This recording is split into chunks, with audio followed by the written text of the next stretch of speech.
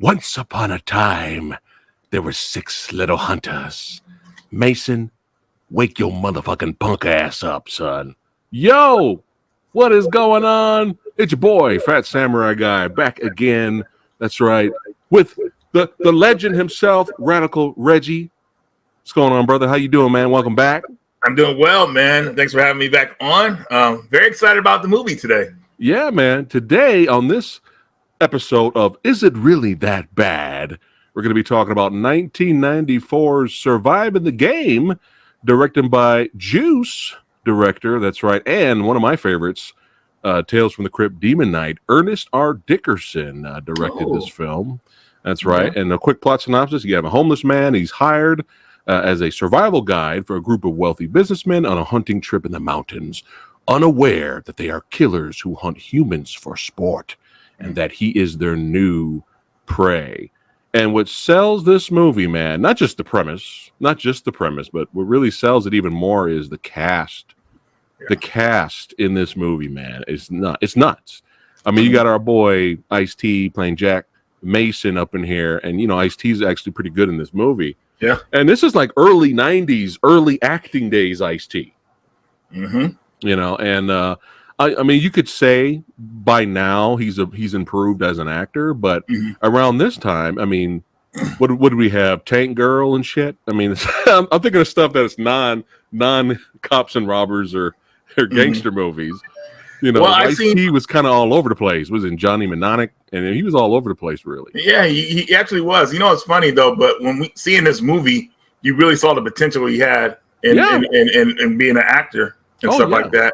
I know even after this movie, he did a couple corny roles like, you know, the Leprechaun in the Hood, which that was actually funny. He did that movie. It was actually kind of funny. It was. It was a small part. Yeah, but you know, you see him, you know, you just see the potential he has, and he kind of blew up with it, and you know, now he's got that long series he's been doing. What's it called? Wasn't New York Undercover? That's another one that kind of expanded him out there, but it's called Law and Order. Right. Law and Order. Yeah. He is definitely improved a lot as an actor, but he's very, very good in this movie as well. And I mean, come on, we got the great Rutger Hauer in here as Burns. Yes. We got I'm sorry, man, but I don't know. I might do a video later, another time, but I don't know why. I just really feel that Charles S. Dutton is underrated as an actor, dude. Like I agree.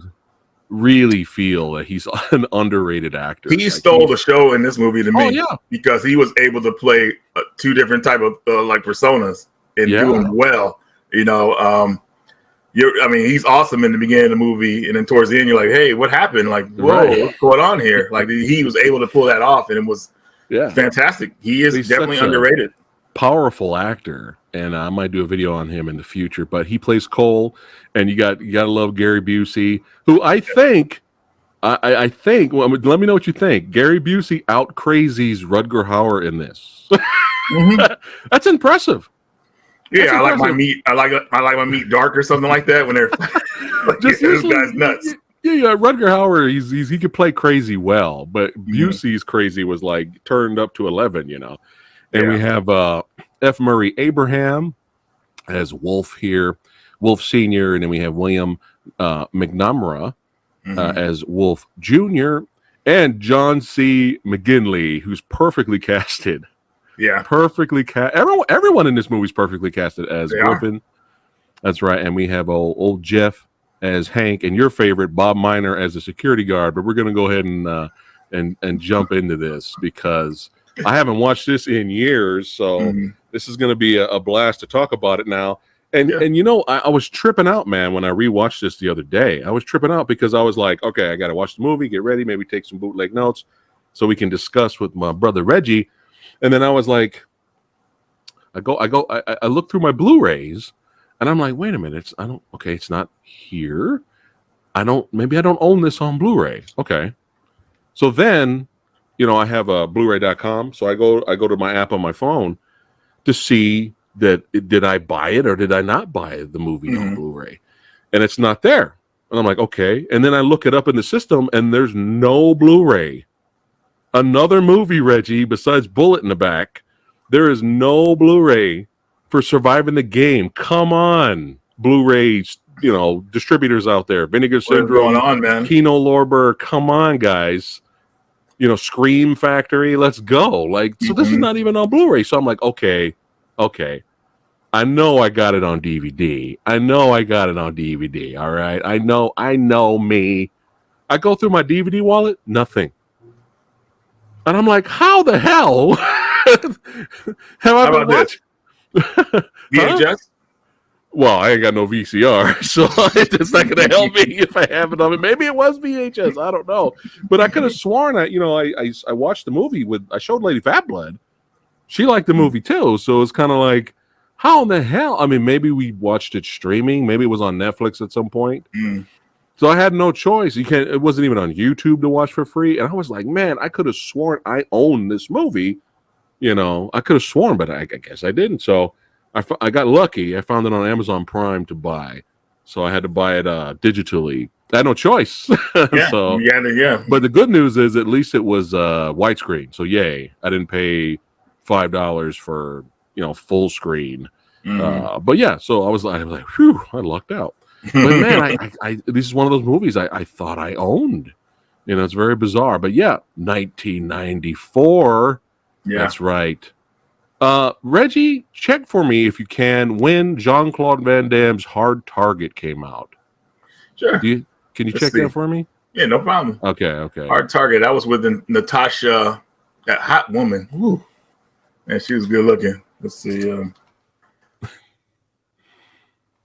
It's either before or after this. I have a feeling it came out. The Hard Target came out in 93, so it was before this. Okay, so 1 year before this. Okay. So wait a minute, Hard Target. Wait, that's not with that one woman I was thinking about. No, well, are you thinking of Natasha Henstridge? Yeah, that's what I was thinking. Whew, yeah, that's a different movie. Yeah. Yeah. All right. Species. Species was tight, man. Yeah, man. Yeah, so it was a year before. You said it was 93. It came out. It was 93 when Hard Target came out. Wow, that's crazy because it's very similar premise. I know people in the past have asked for us to make those two movie versus episode. I think it's kind of not fair. That's why I'm not. And I know the premise is similar. We can, but it's kind of not fair because one is it's a smaller scale survival movie with a great cast, and the other one is Van Damme's flipping this way and knocking snakes out. It's like two totally different tones. I don't know if I could put those against each other. That's the one where he said the snake in his mouth and everything like that. Yeah, he knocks it out. I mean, I love Hard Target, but I mean that's kind of not fair. I think I feel we're here to kind of root for surviving the game. Actually, not kind of root. We're here to root for it because we both enjoy the movie. And it was fun revisiting after all these years. But yeah, let's get into it. So, it's not looking too good for our boy Mason here. He's struggling. He's walking around, looking for food. I mean, obviously he's homeless. He's looking for food and shelter. And with his brother Hank, his older man. Yeah. And you could tell he served too. He was military with the cap he was wearing. And it's hard times. And there's a scene where they're looking in trash cans for food, and he finds a gun. And why is this scene important? You want to talk about that scene with him and Hank? Yeah. So obviously they're looking in there for food and everything like that, but the security guard does not like people loitering or digging through the trash. He just doesn't want anybody doing anything without his approval or whatnot.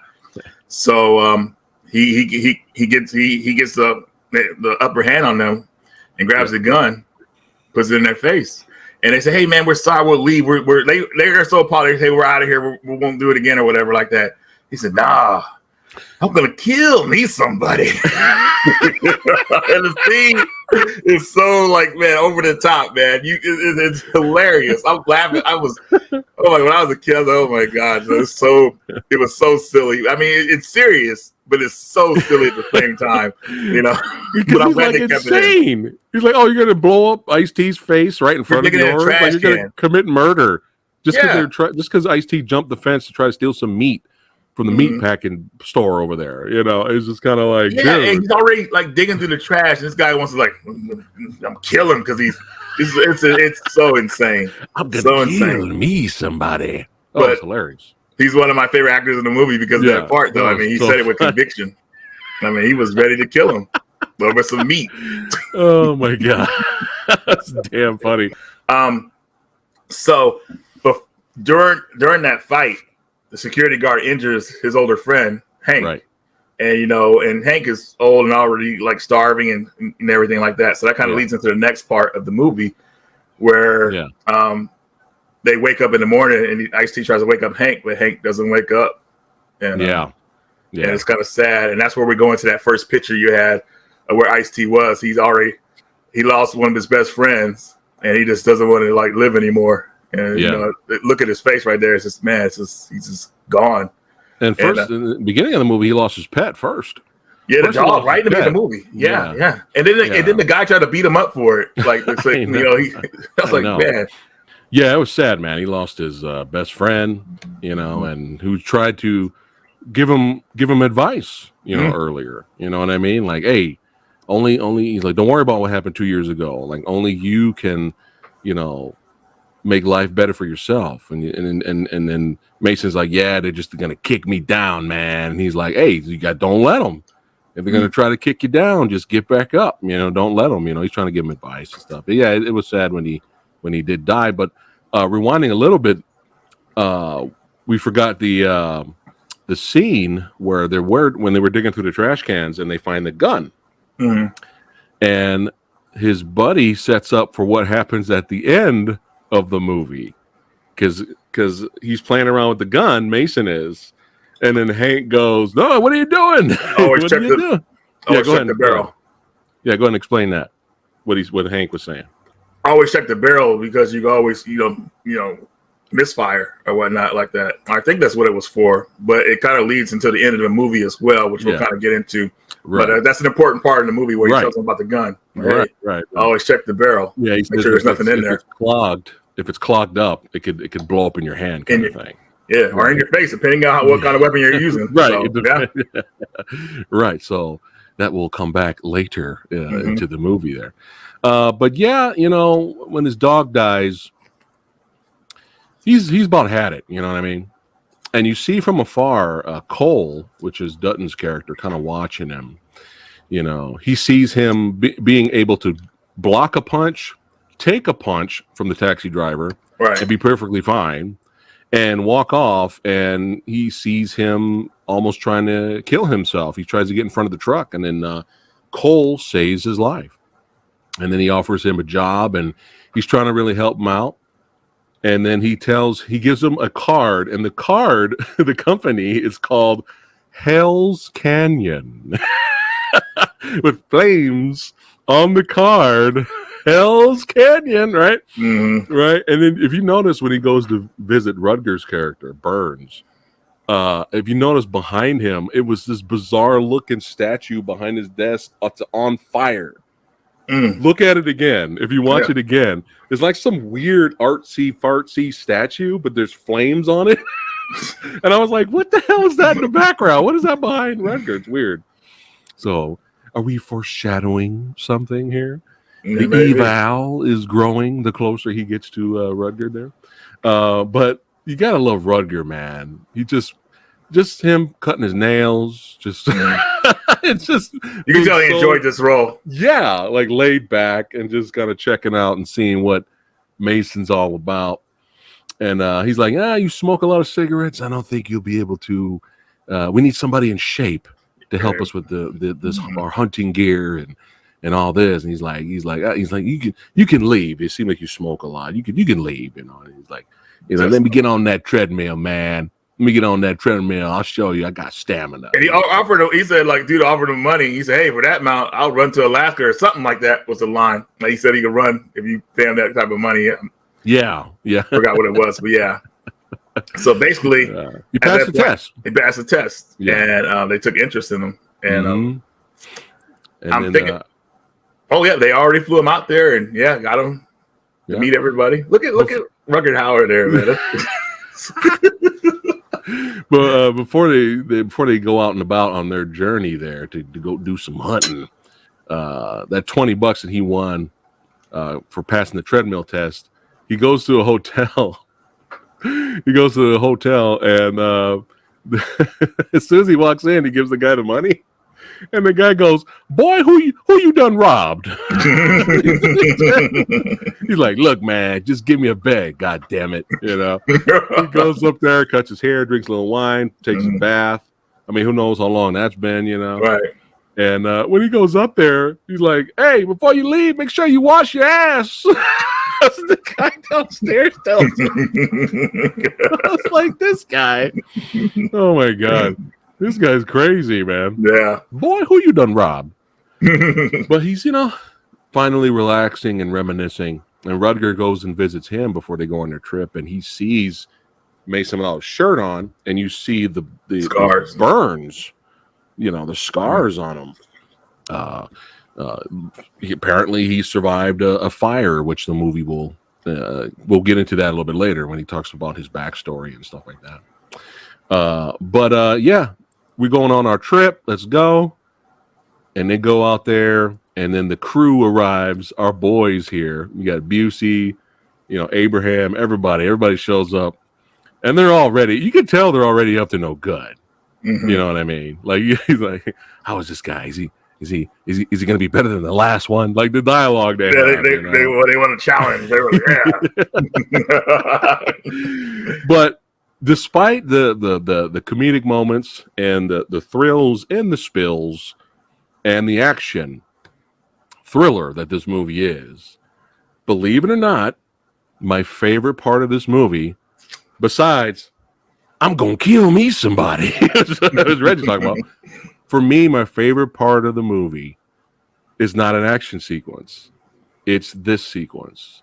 The entire dinner sequence of them sitting around eating the pig and drinking and having supper, and they have their dialogue between each person. You get to know each person a little bit more, but the dialogue they have between each other is so interesting, and the way it's directed, man, it's like really good, and it's a very long scene. Like, we're here for a while. Yeah, we're here for a while, and I could keep going Ice-T, but Mason's kind of like, "Hey man, I don't know, y'all going out and killing animals is therapy for you guys. I don't get it, but hey, whatever floats your boat, And then Dutton and you have Cole and Burns are like, "Oh, well, it works, Mason. It works. The therapy works." Because apparently, was it Hawkins? He's like their psychiatrist. He's not saying anything. He's all quiet and weird until something. I forgot what happened on the table. He jumped up and got pissed or something like that. That was Griffin. Is that Griffin? Griffin. Okay. And Griffin, if you watch it again, Griffin almost blows it for everyone. Because he's sitting there just mad dogging Mason the whole time. And Mason's like, "Look, you got something to say, just say it." And he's like, "Where you from?" And he's just getting really personal. And he's like, "Well, where's your wife and kid?" And he goes, "I killed them," or something like that. And then he says they're dead, and then that's what pisses him off, because you find out Griffin's daughter was killed and murdered and stuff like that. And he kind of takes it personal, and he gets a little racist too, obviously, But he got really mad. But if you watch the movie again, he almost blows it for everyone, because when Wolf Senior is trying to push him out, because he's all going crazy. He's trying to push him out of the door, get him out of the house. Right before he pushes him out, Griffin says really fast and kind of like really quickly, he's like, "I'm gonna kill you tomorrow." He says that, so he almost blows it. He almost blows the surprise. Now Mason, he's not taking that seriously. No, he's just like, this guy's insane. But he's like, "I'm gonna kill your ass tomorrow," and then he gets kicked out of there. So there's little things like that. I was like, "Oh shit!" Especially Busey, Hawkins' character, giving him the cigarette pack. Trying to give him smoke and everything like that. Yeah. He's like, "I only want one," and he's like, "Yeah, but I got my own pack right here. They're all gonna go to waste."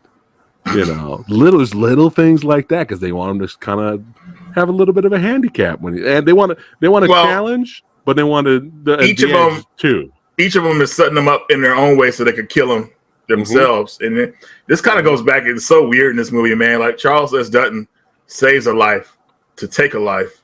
You know what I mean? That's such a weird like concept. Like he saved his life so he could kill him. Like, you know, it's like, whoa. But anyways, each of them are trying to like give them a certain get themselves a certain handicap because they want to get Mason. That was Gary Busey's character's way of doing it, to get him to smoke or whatnot. And you got Busey grabbing the pig head and going, he kept moving it.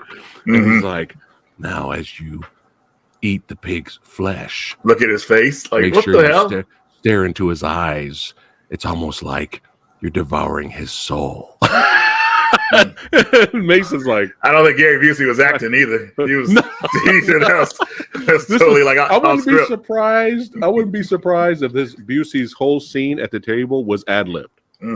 And what's funny is still up to this point, Mason has not asked what he's going to officially be doing yet. No, he's happy to get paid. He's eating, you know, because he's Roof totally over his like, head.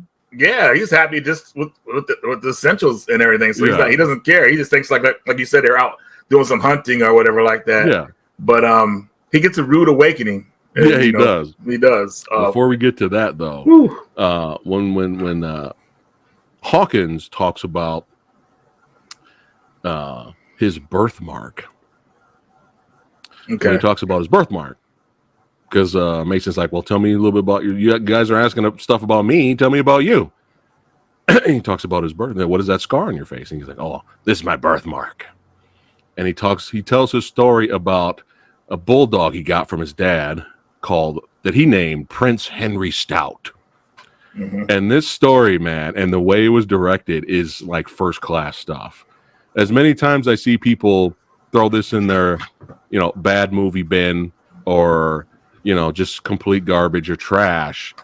The way Busey's acting is in this scene and the way it's directed when he's slowly coming in, he doesn't take the camera off of Busey while he's telling the story. And it's slowly zooming in on it's first class directing and acting from Busey. It's great. But the story's fucking it's kind of heavy. He bought this, he loved this bulldog. Prince Henry Stout was the only thing in the world he loved. It was the best thing ever in his life. And his dad was throwing cherry bombs at it and training it to attack dummies. Right? Cherry bomb, it'll rip up the dummy. And then one day, his dad takes him out and he goes, son, today you're going to do something, you're going to learn how to keep your emotions in check. And you're going to do something that most men would not choose to do. You're going to become a man or whatever. And he takes him to a corral and you see Prince Henry Stout in that corral chained up. And he goes, I want you to go down there and I want you to throw cherry bombs at the dog. He goes down there, he throws cherry bombs at the dog goes crazy like it's trained to do. Chain comes loose. He comes on Busey's character and he's fighting, and he's biting, and he's screaming, and he's scratching and all this stuff. And he picks up Prince Henry Stout and lands on him with all his weight and breaks his neck. Wow. I like how he's breathing hard too after he's telling the story. The way you delivered it too, man, was really good because I was picturing this happening while you were telling the story. Yeah. And he goes, and then his father comes over to him and says, and he before that he goes, I look at the blood, I lick it, and he looks up at his dad, and his dad goes, son, now you're a man. And then it cuts back to Mason, and he goes, do your patients know about this story? I think everybody started laughing at that part, didn't they? And even Wolf Jr. was like he was in shock, like, what the hell just happened, Right. But just that's why the whole scene leading up to this story was great, And then we go to the next scene, and he goes, Mason. Burns takes him to his room, and very nice room, roof over his head, and he's so thankful. He's like, Burns, I don't know what to say. Thank you so much for this opportunity, and and then Burns says, it's all good. Tomorrow we'll let you know what your job's going to be. He still hasn't asked what his job is.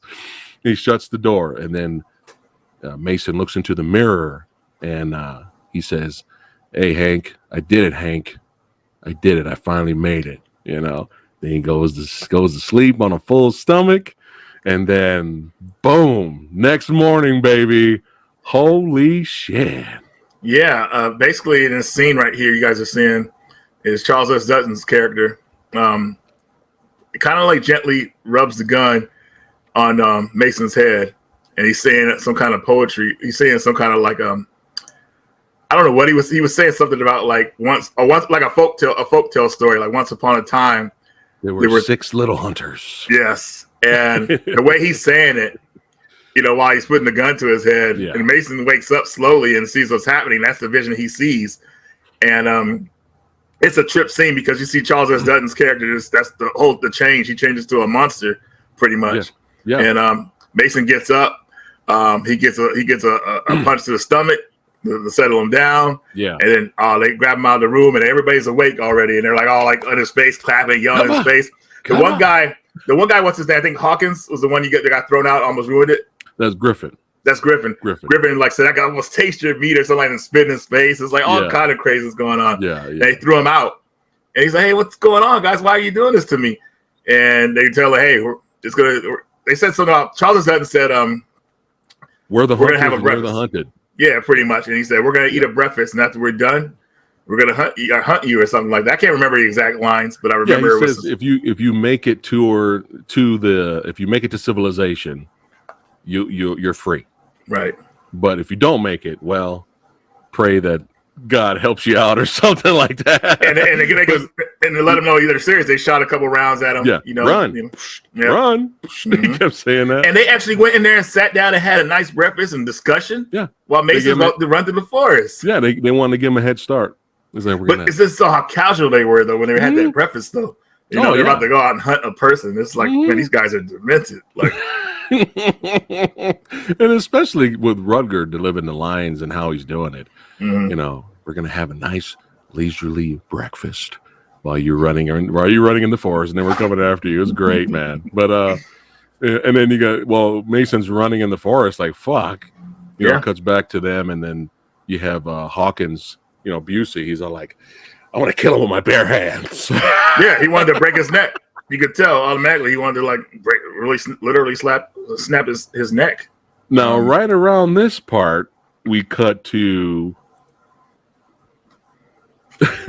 Wolf Sr. and Wolf Jr. And Wolf Jr. at this point is like, what the fuck is happening, Dad? Like, he's tripped out. Yeah, he's tripped out. Like, Dad, we're not actually going to hunt a human being, are we? And he's like, stop being a pussy. You know, you're just like your mother. You know. But yeah, if I was Wolf Jr., I would have been like, I'm out. I'm going, you know. But he's all like, you know, threw him up against the house. He's like, I paid $50,000 for you to become a man today. Stop being a little bitch.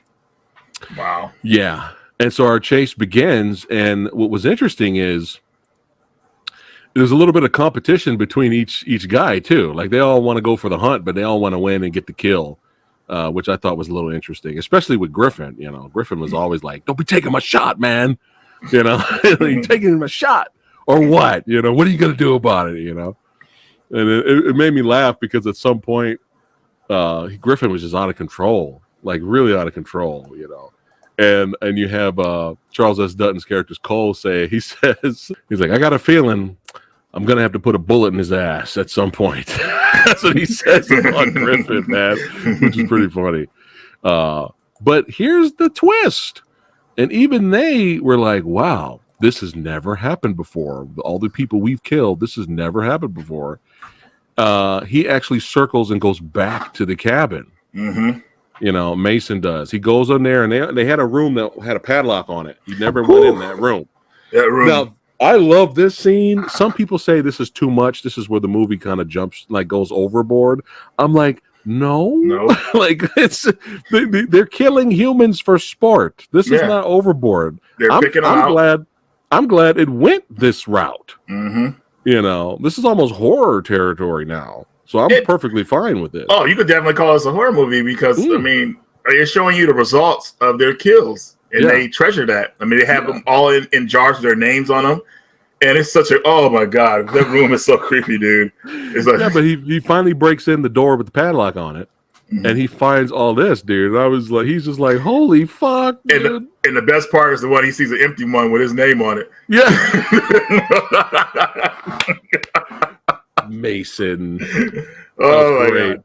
That was great. But yeah, I love this part of the movie, man. Yeah. Like, this is great. This is the stuff that sticks with you and you remember, you know.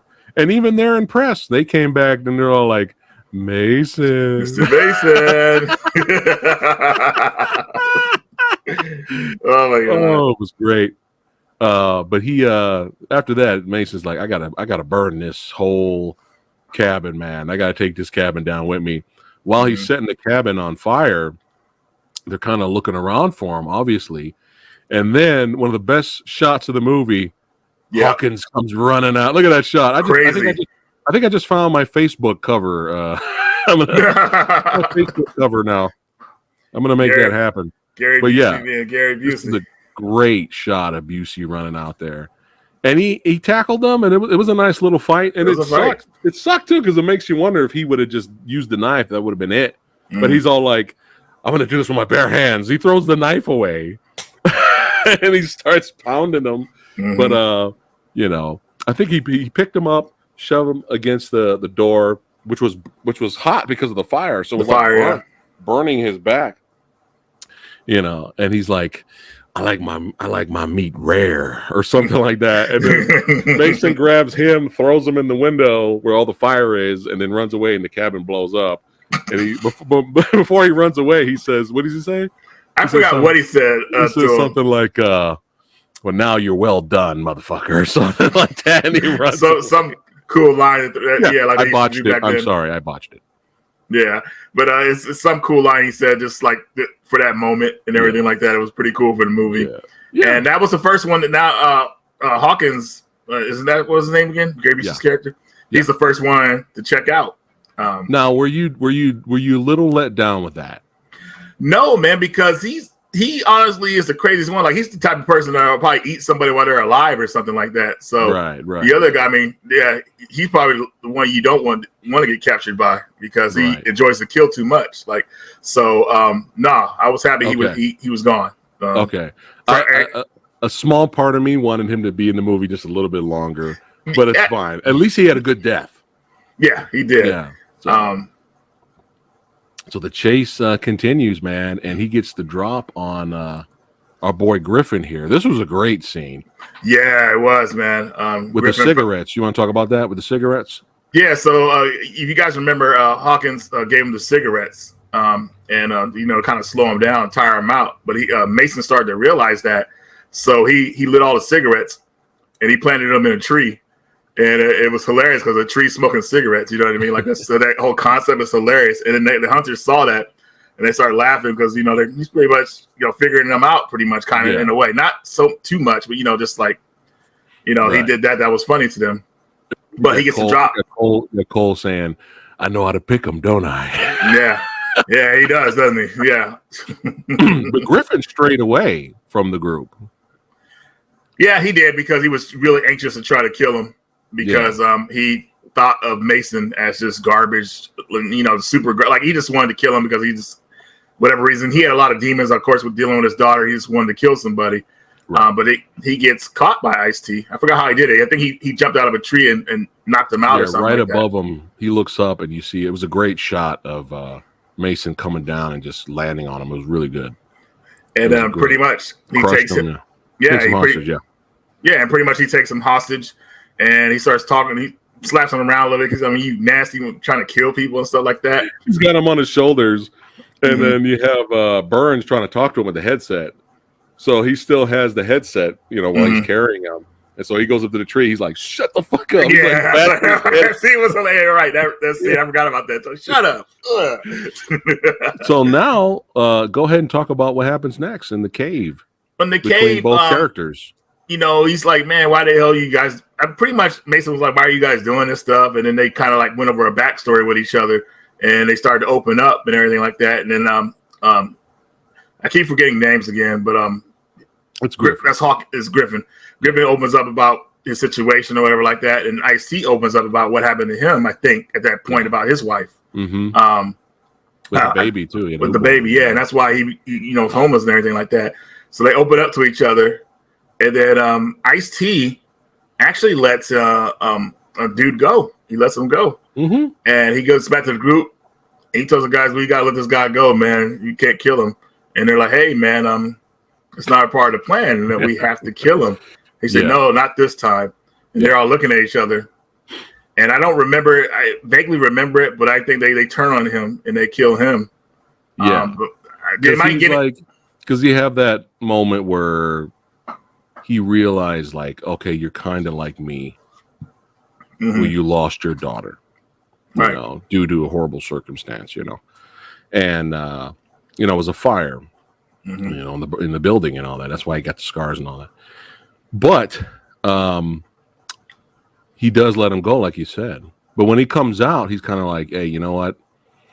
I don't have any beef with this guy, man. He let me go. He could have killed me. I'm out. I'm going to leave. I'm going to go home and enjoy my life, What was funny in that scene, though, even though it was like a serious, dramatic scene inside the cave, what was kind of funny was that one part, he's like, just shoot me, man. Can't you tell I don't want to fucking die? I mean, I don't want to fucking live, man. He's like saying that. He's like, just kill me. I don't want to live, right? And then he starts having an asthma attack. and then Mason brings over his inhaler, and he's all... It's like, great. No, you didn't want to live, man. I know, right? Oh, but he goes out there, and oh my God, this is Rutger and the crew are great. He's trying to leave. He's like, I don't give a shit. I'm out. Look at that scene. I know. It's like, dude, you know something's going down. Oh, yeah, and you see Cole there smiling on the left hand side there. But as Griffin's walking away, he's like, you can't leave. Burns tells him, and he goes, well, what are you gonna do? Shoot me in the back? And then Burns goes, yeah. And then he slowly turns around, and then Rutger Hauer goes, no, I lied. I changed my mind. And Charles S. Dutton shoots him in the front. And that's what happens. Wow. Yeah. His character, yeah. No, it's that scene is crazy because it shows you how tight Griffin and Cole are with each other. Yeah. I'm not going to shoot you. Then all of a sudden, like, Cole pulls out the gun and without hesitation kills you. It's like, geez, these guys are insane. Now, I was already a little annoyed with Wolf Jr.'s character, just a little bit. Dad! Oh! Dad! Perfect! Dad! I was like, oh my God. I wanted Burns to kill him right there. Just kill this little shit. Dad! Oh my God. Oh. I actually laughed at his scene, his we'll get to that later. Yeah, that scene, I was dying laughing. I was laughing too. I can't wait to hear the reasons why you're laughing. I wanted the same reasons. But right after that, not too long after that, Mason gets on the headset and he's talking to Burns. He's like, hey, Burns, why don't you guys leave me alone? It's funny because he's talking to Burns like he's really pissed off for obvious reasons, right? And Rutger Hauer is hilarious. He's like, what did I do? It's his response to him over the headset. What did I do?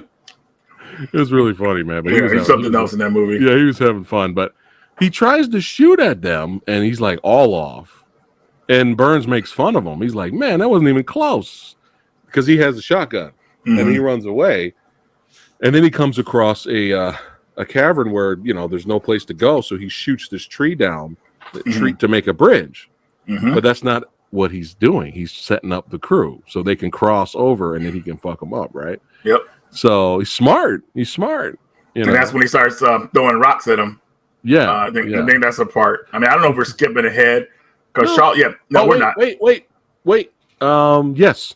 Before that happened, there was a big scene I forgot to talk about. Yeah, and we know the big explosion scene. Right. He rigs, he sabotages, excuse me, Cole's quad. Mm-hmm. And when Cole gets in it, man, that thing explodes, bro. And the next scene when it explodes, Cole has no legs pretty much. There you go. And he's rocking back and forth because he's in shock. He's like, yeah. It's crazy. It's crazy. But when you see the scene, you're like, man, he's done, dude. Yeah, like, he's fine. It's like, yeah. And this is the only part in the movie where you see Griffin show a little like compassion. Yeah. To his friend, says, I got to put you down or whatever like that. I gotta put you to bed. Yeah, pretty much. His little fingers. His neck. But what's weird though is before you notice when Mason takes the other quad and tries to drive away. Mm-hmm. If you watch that scene again before the Cole's quad blows up behind Burns has his rifle on. He has Mason right in his sights. He doesn't shoot? He could shoot him right in the back as he's riding away. But he says, you hear him say something like, let's prolong the game or let's prolong the chase. Let's keep the chase going. And then that's when he changes his mind and shoots the tire. So he's like enjoying himself so much. Yeah, that he actually could have killed him right there, but he just, he shot the tire instead. But I never noticed that before. But you hear him say that, like, let's keep the game going or something like that. And then he shoots the tire. That worked against him, though, obviously. Yeah. I don't know what to say about him, man. He just was insane, dude. Yeah. But back to this. That was a pretty good impression, by the way, you were doing. Because I remember it so much, man, because we were kids when I saw that. And I remember me and my friends, so we were like, oh, man. We weren't laughing because we felt bad for him, because at that time when this movie came out, Charles S. Dutton had this show on TV called Rock. I used to watch it. Yeah, Rock. Remember Rock Live and everything, all that stuff. All that stuff. So we really liked his character, even though he was playing a bad guy. So we felt bad when he was in pain because Rock was a really good show, and his compassion for acting in that show was like, man, it's also you really feel bad for him in the scene, even though you're not supposed to. Right. You know what I mean? So right. That's what I'm talking about. Charles S. Dutton is so underrated, man. Like such a great actor. For sure. But when I watched the scene again, and he's like you said, he was in shock, and he's like laughing. He's doing this whole thing, right? Yeah. Do you notice what he tells him before, Burns puts him to bed? You know what he kind of says? What did he say? He says, "Yeah, man, this is awesome, man. We know what we need to get more pigs out here. Next time I'll bring more pigs, and then maybe we're gonna bring the girls too, man. Let's bring the girls next time." And I'm like, what? I'm like, wait a minute. Bringing their wives? Something he says girls. He says bring the girls. I don't know what it was all. It might have been like bring their wives. Maybe. Mm-hmm. And I'm kind of like, are the wives in on it? Is this another subplot that we never will find out? I want to ask you something. Strange. Even if it was hookers, the hookers would have to be down for what's going on. Right. Or they wouldn't care because they're getting paid. So, right. But to be honest with you, this movie, man, do you think there's got to be some kind of true story about this that happened out there before, where people were actually hunting like homeless people are like that, man? Because this just seems like somebody would actually do something. It was in Hard Target too. Remember, that was the plot. Very similar. That's right. They went after the homeless. Damn, I gotta watch that again. Rich people. Yeah, rich people. I wouldn't. Let's just say I wouldn't doubt it if it actually exists. Yeah, exactly. So. Oh man! Based on a true story, folks. Yeah. Surviving the game. Based on a true story. Oh my god. Man, I'm just laughing if that was like on the poster or in the trailer or something like that. You should put that on the thumbnail, based on a true story. Put it on the thumbnail. Oh man. Oh my goodness. But yeah, now we get to the scene where Mr. Mason. Yeah, man, Mason, son. You see, he fucks up the tree to kind of set them up so they can make a bridge, and they'll crawl over the bridge. I mean, the tree, and then he can throw rocks at him and stuff like that. And when he starts throwing the rocks at him, of course, Junior Dad! Dad! Oh my god, that scene. Even though he's the most innocent in the movie, obviously, he's just kind of going along because his dad's forcing him, but he's not doing anything. But I think the scene that made me laugh the most, and when it shows him falling off finally, the way it looked is so funny, man. I was like, it was so silly. They should have cut it out because I was dying laughing, man. Like everybody I know has seen the movie, we're laughing at that scene, because it's just. I'm laughing. No, so there's a couple. I mean, one of the reasons I laughed too because he could barely pull himself up when he could have. Anybody else would have been able to pull themselves up, at least in my opinion. I mean, he wasn't that bad in a bad situation. It's a couple of simple rocks made him trip over. I mean, like, come on, man. I'd have taken the hit from the rock. I mean, I'm not gonna fall down. His dad was right. He was a pussy. Jesus. Yeah. But what makes me laugh is what you just said, with the bad green screen or whatever. The special effects of him falling was bad. But what else was bad was the editing in that scene was so fast that it just made things funny. Just look funny. It did. Like, there's no way you can.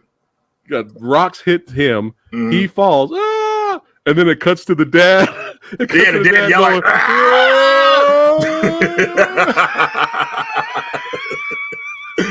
That scene, that whole sequence was great, man. I think that's what makes it funnier is the dad's reaction like that. Yeah. No. And then it cuts to Rutger Hauer. We got to go kill that son of a bitch. And then it cuts right back to the dad, and he's fine. Yeah, and he's like, he's mine. He's mine. He's mine. Oh, it was just so that it kind of made things funny. Yeah. Oh my god. Whew. Dad! Oh man, that character. I lost sympathy for him actually. Very quickly, I lost sympathy for him because at any time he could have left. And right after he actually seen, I mean, people have already died. And that's when I lost sympathy for him because the dad's trying to twist it and be like, look, man, he almost killed me. He almost killed your father. He killed Hawkins. We got to get this guy. He's trying to twist it that way, but the son still could have been like, I don't give a shit. I'm out of here. You know what I mean? Honestly, though, if the son left, they would have probably tried to kill him. And then if the father stood in the way, they would have killed him too. So it's a situation of how they killed Griffin. Right? Am I getting the names right? Because I get them. Right after they killed Griffin. Yeah, look at how they killed Griffin and how easily they did it. So Griffin. So they would have like killed the son, and obviously if they killed the son, they would have to kill the dad. That's so true. The son probably would have along with it because there's nothing he can really do at that point. He's already in it. You know what I mean? So he has to see it through. I get what you're saying, but if he didn't want to be a part of it, after all that, they would have tried to kill him. How was he going to get out of there? How did he get in there? I mean, would they been able to escape? I don't know, man. If you got dudes hunting dudes for sport, I don't know. I don't think the son didn't find. I don't think the son found out until it actually happened. Because remember how shocked he looked when they threw Mason out of the cabin? Like how he was in the court, like what the hell, what's going on here? So I kind of have sympathy for him, and still accept the way he died like that. Like, I was like, man, that death was sweet. I was happy he died. Anyway, but we'll keep it going here. So now we have our final confrontation, and there he is, Mason, and him versus Wolf Senior. They have a fight. Now, what did you think of Wolf's death? Wolf Senior's death. I'm trying to remember it, man, because I totally forgot it. I remember that scene of Ice-T because his eyes and everything like that. Yeah. But I forgot how Wolf Senior died. Yeah, the other remind me. It's good. It's a good death, but it's a little funny because it was just again the editing. It was so fast. Oh Lord. It was a decent little scrap. Like he was trying to kill him and get revenge, Right. But he's all choking him out, and he's all like, die. And then like right after that, that's what he says. I'm not making it up. That's what he says. And then right after that, Mason goes, "Oh man, fuck that!" Breaks his neck. Oh, that's it. Right after that, and then he walks off. That's probably the only death I vaguely remember because it was probably so fast or whatever like that. So he's dead. And then at this point, guess what happens, everyone? when he kills him, Griffin says, "I had enough." And I believe that's when Griffin tries to escape. You mean Burns? Yeah. Burns. I'm sorry. Yeah, Burns. See, I knew I was going to mix some name up again. No. But Burns tries to escape. Am I getting it right? Because I'm trying to remember everything perfectly. Burns. Burns. Because he yells Burns after that. Yeah, he wants Burns, but Burns is already in the plane, taking off and leaving. It's hilarious how fast it is. It's like a cartoon in a way. Yeah. But so at that point, Ice-T is pretty much left on the island. And next year, I think it shows like months later or maybe a year laiter. Well, before that, I'm still laughing at that. Die, because Burns is supposed to be helping him out, but he's in the bushes watching this whole thing. He's just chilling, and then once he realizes, once Wolf Senior dies, Rutger's like, "All right, I'm out." Yeah, he's alone. Then, you see the airplane on, and then Mason goes towards the airplane. And the closer he gets, he realizes, oh, shit, there's nobody in there. Is this a trap? And from far away, Burns has his rifle. He shoots the plane engine, blows up the plane. And then Burns thinks he killed Mason at that point. Look, he's having an orgasm. When I see him in that moment, I'm thinking of freaking Blade Runner. Definitely Blade Runner right Time to die. Yeah. And now time's passed, and he's back home, basically getting the fuck out. He colors his hair, changes his whole identity. Mm-hmm. You hear on his answering machines, the mother of Mrs. Wolf. What happened to her family? She's like, I haven't heard from my son and my husband in a while. I'm getting worried. You hear on the answer machine and stuff like that. Did you laugh when we have Priest Burns walking around and that homeless old lady come up to him and he goes, he basically is like, "My child, how are you?" And then she's all, "Can you have some change?" And he's like, "Fuck off," Damn. Shows how he can flip the character around like that. She walks away. She's like, "You asshole." And now I will let you take it from but the way the scene is going, something else is going to happen and everything like that. And I don't remember it that well, so you might have to carry me here. I remember Ice-T shows up and they have a street fight. They have a fight. Pretty good little street fight. Pretty good fight. But in the fight, I think Ice-T pretty much lets him win because he knows what he's going to do. So I think he left a gun around like that. Well, he gets the drop on him. After the street fight, he wins in the street fight, and then he grabs Rutger's gun and he could shoot him, and Rutger's like, Rutger's Rutgering. He's just like, please do it. Finish the game. The game, And then Mason's like, I'm done. I'm out. Peace. My girl waiting at home. Know what I'm saying? Look how crazy Mason looks right there, though. Oh, I know. Like, so as he's walking away, you see him working on something with the gun. Like he's walking away in the dark, and you see him doing something with the gun. We don't know what he's done, right? And he throws the bullet on the ground and leaves the gun there and walks away. And then one of the greatest endings ever happens, and I'll let you tell it. What happens? Rutger picks up the gun. He slowly takes aim, and while he's taking aim, Ice-T said, "Hey, guns, will you ever Burns? I forget Burns. Whenever you use a gun, always check the barrel." Now I don't know if that was the exact line, but it's very similar. And as soon as Burns tries to shoot, boom, blows up in his face, and then Ice-T says, "Always check the barrel." There you go. Credits roll, and that was great. It's a surviving game. So everybody who watched that movie probably went home very happy with that ending because it was so satisfying. Yeah. Because again, Burns got himself killed. Again, he could have walked away. And if you think about it, the entire movie, Mason, the character of Mason, doesn't shoot anyone. That's right. If you think about that, isn't that crazy? Yeah. People forget about that with First Blood. They forget Rambo. It's a great movie. It's a 5-star movie, but people forget Rambo technically only killed one person. Who was it in the first one? First Blood. No, that guy killed himself though, because he was shooting at Rambo, And Rambo threw the rock at the helicopter, and that made the helicopter do that, and the guy fell out and died.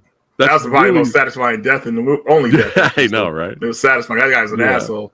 But this movie, if you think about it, he never really shot anyone, which is interesting for an action hero, you know. But you know, he broke Wolf Sr.'s neck. He ain't got no problem killing people to survive. But if you think about it, he never actually pulled the trigger and hit someone, which is interesting. I never noticed it until I watched it again.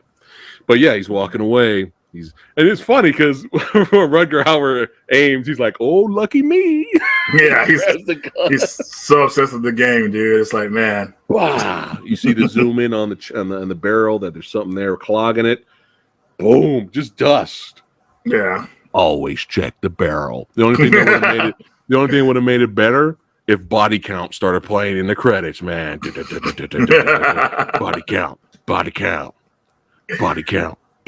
Then I would have been like, okay, this is the greatest movie of all time. Greatest movie ever made, man. That's all right. They saved the Body Count song for the end credits for Universal Soldier, so it's all right. but yeah, man, what a fun movie and a fun revisit. I'm glad we decided to revisit this on the channel for sure. Is it really as bad as the Rotten Tomatoes critics say? Reggie, is Surviving the Game as bad or as low as 24% out of 100? No, not even close. This movie should be in the higher percentile. Way higher. 70s to 80s, because you'll leave this movie with a smile on your face. And isn't that what we all want? Yeah. I mean, I don't know how this movie could be. I don't understand how anybody could rate it that low. That's insane to me.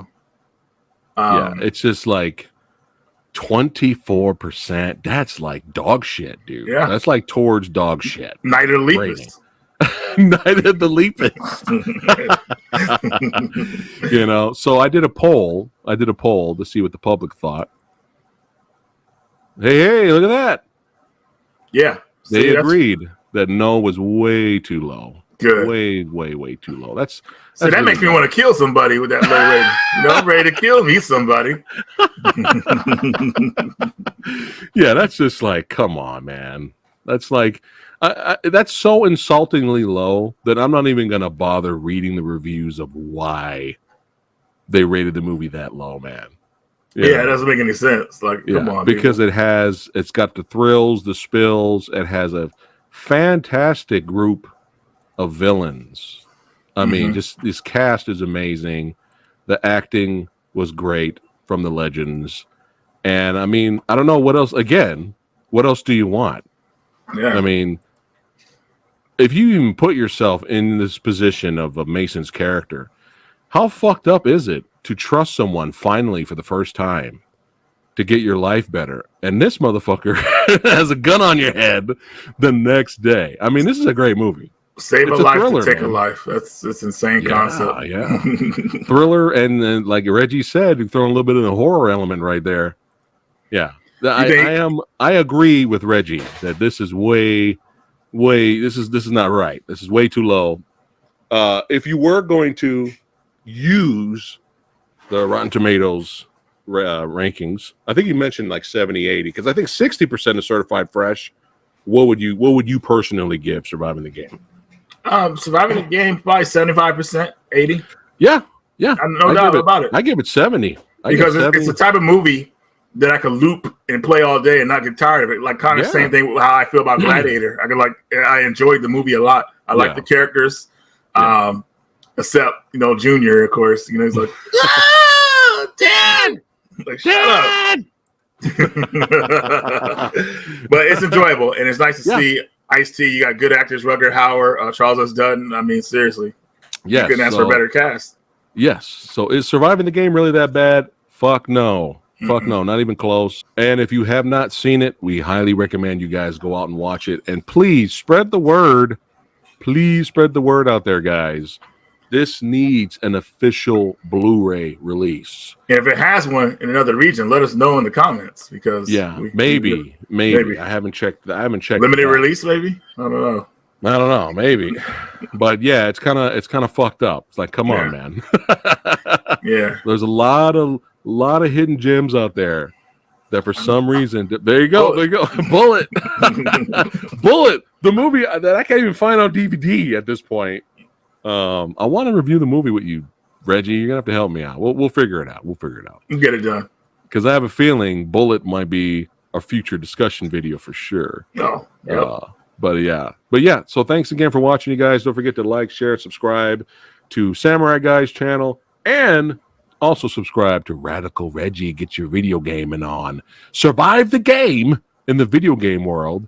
That's it. I want a video game now of surviving the game. Play Mason. there is one like it. It's called Manhunt. Oh yeah. Okay. Right. Okay. Yeah. So we got kind of something similar. Yeah, it's kind of similar. All right, guys. Keep watching movies. And we'll see you on the next one. Take care.